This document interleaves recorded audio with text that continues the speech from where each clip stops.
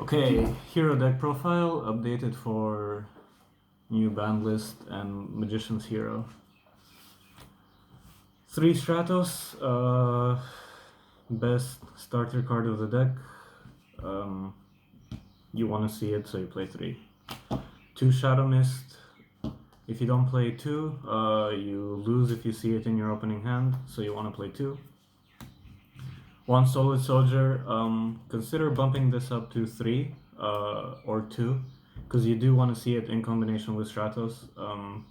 The only problem is that it's easily disrupted by Impermanence and Effect Veiler, but if you have Mass Change or, in terms of Effect Veiler, Called by the Grave in your hand, then you should be fine to proceed with your plays. 1 of the new guy. The only reason this guy matters is because he's water and you can search him, and for the grind game, the normal summon, special summon a guy from Grave Effect never really comes up, but in theory it can, so you play him instead of Bubble Man. Bubble Man is only a special summon, whereas this guy also helps you dig deeper into your deck, which allows you to play cards like Solemn Judgment or Infinite Impermanence that you can set and then proceed to your opponent's turn. 1 Honest Neos, the kill card. Yeah, not much to say about this guy.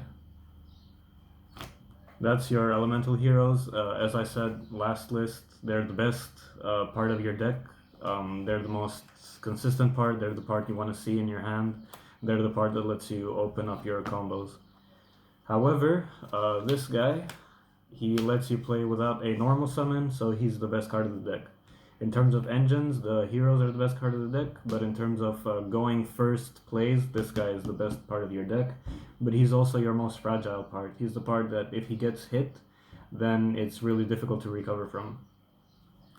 You play 2 of this guy because if you see this guy in your hand, you lose the game, so you want 1 to ensure that you have 1 in your deck. You can play 1, but then you'd have to play Phantasme and rely on Phantasme's shuffle back effect, which you don't want to do. So play 2. 2 Vion. You could play 3, but the deck is already full of normal summons. This guy is technically your second best normal summon after Stratos. However, you want to get his effects through the Vision Hero engine rather than his own normal summon, because you'd rather spend the normal summon on something like Stratos or any of the other elemental heroes, basically. That's it for the Vision heroes, so can put these away. You have 3 Malicious, because Malicious is shouldn't be at 3. I don't know why he's still at 3. By next Master Rule he probably won't be, but we'll see. And then only 1 Celestial. Destiny heroes are the worst part of your deck. All of them are bricks, all of them, even Malicious. You don't want to see any of these guys in your hand, so you play as few as possible. Seeing any one of them in your hand is extremely shitty, but seeing multiples of them is honestly game losing, so you play as few of them as possible. That's why you don't play Dynatag. Dynatag honestly doesn't do anything. He only gives a boost, which you can get through 100 different ways to your fusion guy. So don't play Dynatag, in my opinion. A Booster Gold, this is the card that lets you play through Nibiru, as I've said in the last profile. You keep this guy only as a last card to use. If they've managed to resist all the other stuff you've done, you then play this card. This is never the first card you use. You should keep this as long as possible. This is your last resort, basically. 3 E-Calling, because as I said, elemental heroes are the best part of the deck, so you want to see them as frequently as possible, so you play 3 E-Calling. 3 Mass Change. Searching Mass Change with Shadow Mist is honestly the worst thing you can do, because Shadow Mist's effect to search Mass Change requires you to hop through so many hoops that it really just doesn't justify itself. So you play 3 of it because you want to see it in your opening hand. 3 Fusion Destiny. This card consider cutting it because of the new support. It locks you into darks, so the new support and the new end board ends you with the water elemental hero, Absolute Zero, which you can't make if you use this card. And this card also destroys your Dystopia at the end phase. So I'm considering cutting it, but we'll see.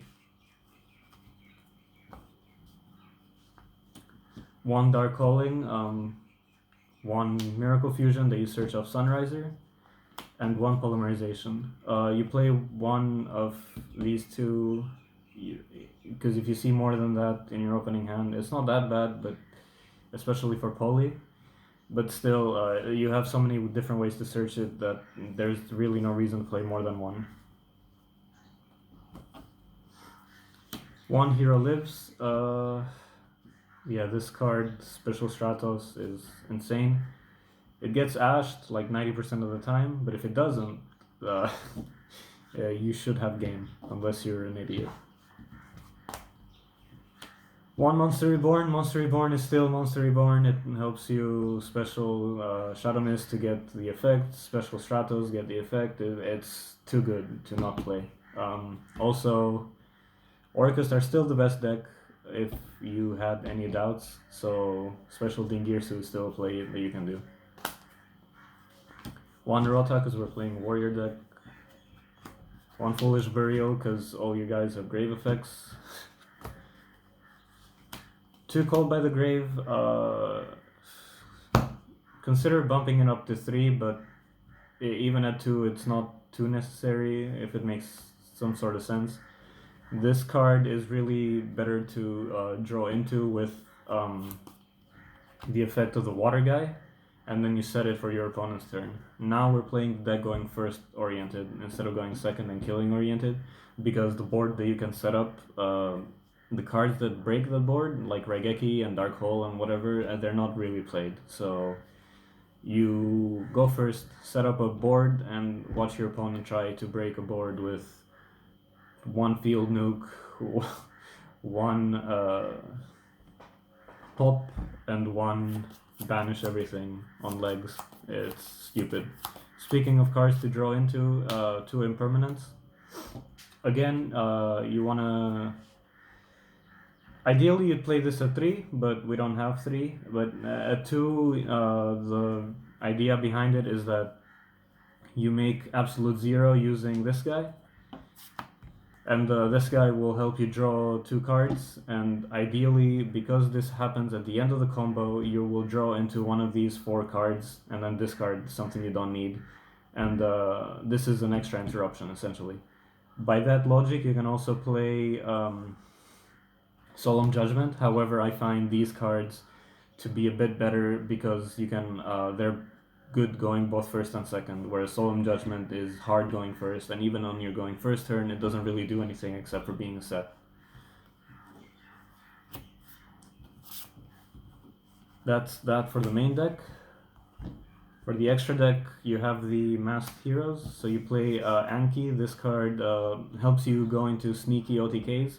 People don't really expect this guy to come through and search a mass change and a mass change into another one, so he's good for unexpected OTKs.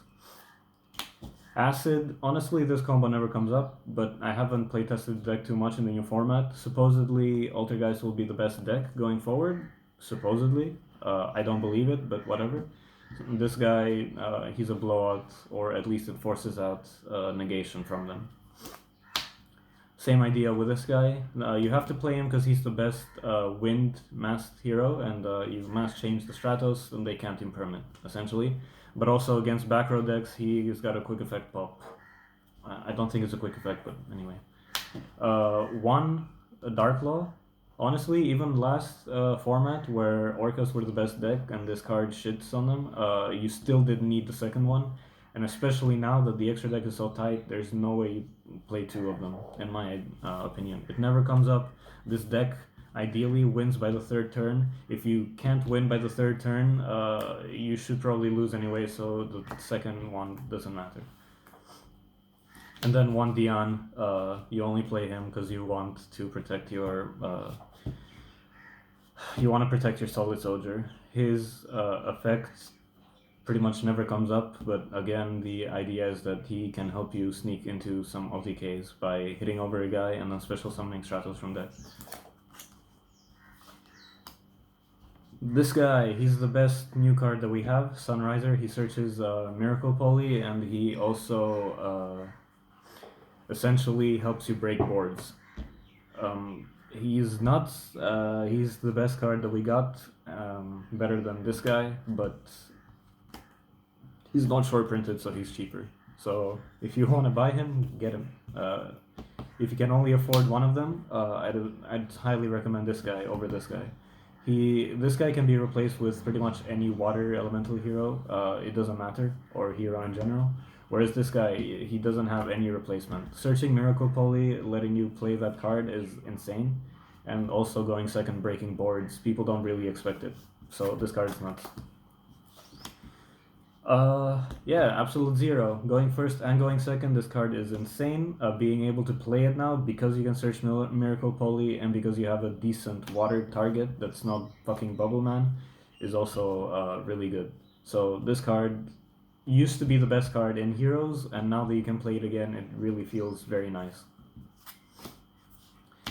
This guy, for the combo that I like to do, you have to play this guy because he requires a dark, and half your deck that's not elemental heroes are dark. So you play this guy to just as a generic fusion, as a way to extend your plays, essentially. Also, we side deck Super Poly, so being able to normal summon, let's say Stratos or whatever, and then chain Super Poly to fuse away one of their darks is very nice. Dark is still the most overrepresented attribute in the game, so, you know, this guy is nuts, in my opinion. This guy, Nibiru token is light. This card loses to Nibiru. You can use Nibiru token to fuse to make this guy, so, you know, that's why we play him. You can consider cutting him, but in a realistic tournament where people are playing Nibiru, I think this card is a super good tech choice.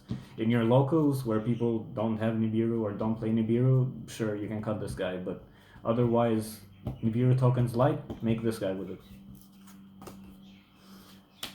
This guy's insane. He should be part of your end board when you're going first. He's essentially a quick effect pop.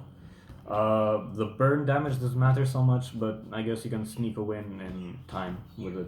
But yeah, this card is the only reason we're playing the Destiny Heroes. If this guy didn't exist, then there would be no reason to play the Destiny Heroes, even with Malicious being as good as he is. Malicious Bane, again, anti-Nibiru card. As you can tell, this deck has a lot of issues, but issue number one is Nibiru, so the more ways you can play around Nibiru, the better. This is the new guy that we're playing. He basically recycles your fusion spells, your Miracle Poly, your Polymerization, your whatever. That's why you can afford to play only one of them. And he's also basically what extends your combo to be able to end on 3 interruptions, essentially. 2 Cross Crusaders, you play 2 because on your third turn you want to be able to go into the second one to revive back your Dystopia to get the burn effect again, and that's how you win, essentially. And then this guy, Dread Decimator. Given that he's part of your ending board now, I would consider bumping him up to 2 because there were a lot of situations where you need his link arrows that I ran into while testing. So I'm considering bumping him up to 2, I just don't know what to cut. Next Master Rule, you definitely only need 1 of him because you don't give a shit about the link arrows, but for now, I'm considering bumping him up to 2. Or playing Cross Sheep. Cross Sheep might be better, but it's not out as of making of this video. When Cross Sheep comes out, you're gonna have to cut something from your deck, from your extra deck to play Cross Sheep. The prime person you might want to cut would be this guy, but again, if you know that people aren't playing Nibiru in your locals, you definitely cut this guy for Cross Sheep when Cross Sheep comes out. However, in a real tournament, I'm not so sure what you should cut for Cross Sheep. But we'll see. We'll test some more. Side deck. As I said, I still think that Orcust are the best deck of the format. Not only that, now we also have dinosaurs, which this card is very good against also, so you still play 3 of this card.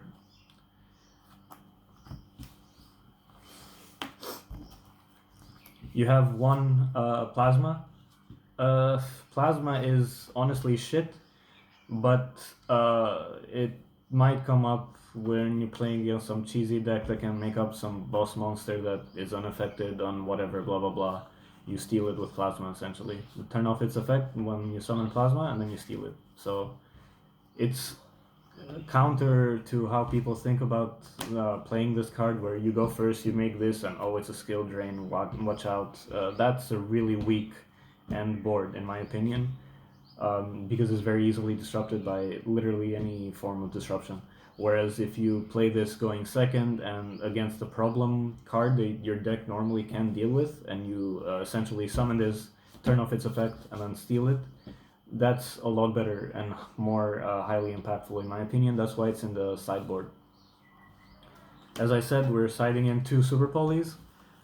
We have 1, 2, 3 targets for it, and in a mirror match we have 4 targets for it. So it might seem weird because there's no Starving Venom or Duplex Chimera or whatever, but we have enough targets for it. If your normal summon goes through, we have enough targets for it. Otherwise, it might be a bit difficult. Droll is the best hand trap of the format. If the format goes to the point where Spiral and Dark Magicians, who the fuck thought we would say that, end up being top decks, then you might want to main deck this. Otherwise, being it in the side deck is fine for now. Again, Yu-Gi-Oh! Is a game of chance, right? So depending on against how many decks that this card is very good against, you go up against, you might want to main deck it. But if you're going against like 50% Orcas, 50% Spirals, then you should have this card in the side deck, because in theory 50% of your games this card will be dead.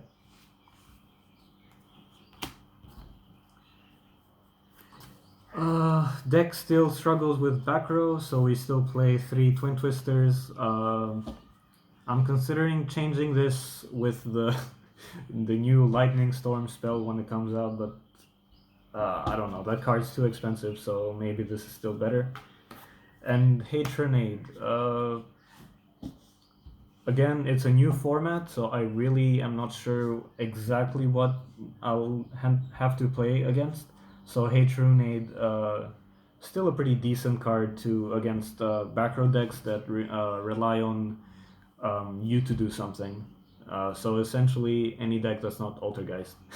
Because you play against Altergeist, you activate this, then they'll just flip their spells open, their traps open, and this will be useless. But so you play this against Altergeist. But against decks like Paleo or I don't know, Striker maybe. I know people think Strikers are dead, but they're really not. So you still play this. And that's the deck profile.